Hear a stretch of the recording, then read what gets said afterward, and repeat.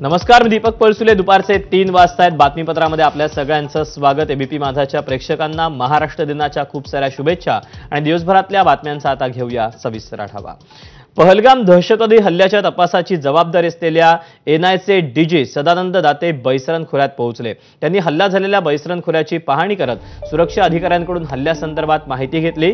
सदानंद दातेंनी तब्बल 3 तास बैसरण खोऱ्याचा आढावा घेतला. तसंच दहशतवाद्यांनी पर्यटकांवर चालवलेल्या गोळ्यांच्या पुंगळ्यांची देखील पाहणी केली. या गोळ्यांच्या पुंगळ्या कुठे तयार करण्यात आल्या याची माहिती त्यांनी घेतली. तसंच ज्या मार्गाने दहशतवादी येण्याची किंवा पळून जाण्याची शक्यता आहे अशा मार्गांचा देखील त्यांनी आढावा घेतला. आपण याबद्दलचे अपडेट जाणून घ्यात. सूरज सावंत आपल्या सोबत आहे. सूरज, जवळपास 3 तास सदानंद दाते या ठिकाणी होते. त्यांनी संपूर्ण पाहणी केल्याचं समजतंय. या सगळ्या पाहणीच्या दरम्यान कुठल्या कुठल्या गोष्टी त्यांना आढळून आलेल्या आहेत, या सगळ्याबद्दलचे काही अपडेट मिळत आहेत? दीपक, नक्कीच पहलगामचा जो दहशतवादी हल्ला झाला त्याच्यानंतर आज पहिल्यांदाच स्वतः एनआय चीफ सदानंद दाते त्या ठिकाणी दाखल झालेली आहेत.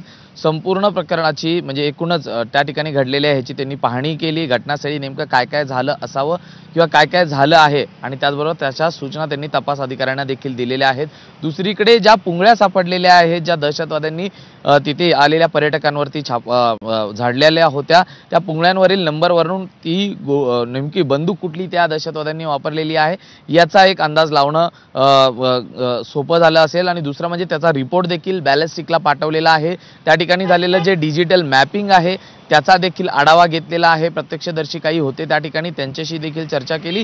तर दुसरं म्हणजे हे दहशतवादी त्या ठिकाणी 1 ते 2 दिवस आधी आल्याचा जो संशय व्यक्त केला जातोय त्यानुसार त्या भागातल्या एंट्री आणि एक्झिट म्हणजे त्या जंगल परिसर आणि पहलगाव परिसर या ठिकाणी असलेल्या एंट्री आणि एक्झिटची देखील पाहणी केली. काही सीसीटीव्ही तपासादरम्यान एनआयच्या अधिकाऱ्यांनी जे ताब्यात घेतले होते त्या संदर्भात देखील त्यांनी विश्लेषण चर्चा देखील त्या संपूर्ण प्रकरणाशी केलेली आहे. दुसरीकडे म्हणजे हॉटेल्स बुकिंग याच्यावरती फार भर देण्यासंदर्भात देखील सूचना दिलेल्या आहेत, जेणेकरून आरोपी जर जे दहशतवादी आहेत ते 1 ते 2 दिवसांपासून त्या ठिकाणी असतील तर त्याची कुठेतरी नोंद असेल किंवा सीसीटीव्ही फुटेज हा असू शकतो. महत्त्वाचा पुरावा आहे तो आणि त्यांची ओळख पटवून त्यांचा जो पुढचा रूट आहे पळून जाण्याचा तो देखील स्पष्ट होऊ शकतो. त्या अनुषंगाने देखील मार्गदर्शन केलेलं आहे. एकूणच आपण संपूर्ण तपासात 120हून अधिक जणांचे जबाब देखील नोंदवलेले आहेत, ज्यात प्रत्यक्षदर्शी आहेत, त्याचबरोबर ती जे जखमी आहेत यांचे देखील जबाब नोंदवलेले आहेत. जे मृत नागरिक आहेत त्यांच्या कुटुंबियांशी देखील संवाद साधलेला आहे. त्यामुळे जेवढे त्या ठिकाणचे जे नागरिक प्रत्यक्षदर्शी होते त्या प्रत्येकांच्या संपर्कात एनआयचं पथक आहे. त्यामुळे एकूणच कुठेतरी तपासाला वेग आलेला आहे. या व्यतिरिक्त श्रीनगर आणि इतर परिसरात देखील छापेमारी जम्मू काश्मीर पोलिसांच्या सुरक्षा दलाची सुरू आहे, जेणेकरून काही संशयित त्या ठिकाणी लपले आहेत का याचा देखील आढावा घेतलेला आहे. सूरज, धन्यवाद दिलेल्या सगळ्या सविस्तर माहितीबद्दल. अधिकचे अपडेट जाणून घेतच राहू. जम्मू आणि काश्मीरमधील पहलगाम इथे